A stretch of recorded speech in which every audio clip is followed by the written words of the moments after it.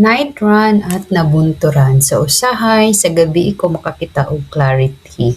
Habang ang iba nagpapahinga, char ako nagdagan.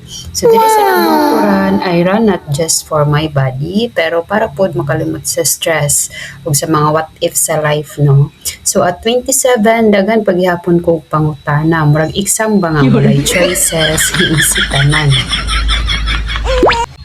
So sa buntag, balik na pud sa realidad, no? Naka-red coat, naka-eyeglasses, namura gayog successful tanawon. Pero sa tinuod, naglibog pagyapon na akong sarili.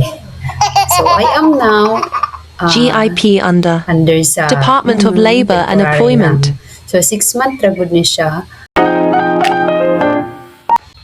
So kanina scenario guys, ni absent ko ani para mga apply. Okay, so nangita ko og next step samtang wala pa naman ang 6 months. So apply diri, apply dito kay para natay kaambakan. Okay. Sa office guys, usahay maglingkod ko, mukaon unya maguna-una ba. Minsan man ni akong naabot oy, akong edad. Pero wala gyapon like ang financial stability, ang stable ra Philippines.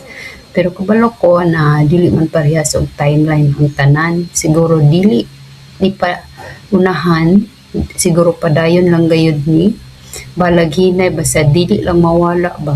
O dili lang sad matulog og balik. So mag-jogging ko guys, maglakaw, ay magpasalamat po ko kasi dili pa perfect no akong life. Proud ko sa akong lawas, sa akong paningkamot, sa padayon lang ko, still running, still growing, og still hoping nga someday dili na lang sin ang ako ang application guys.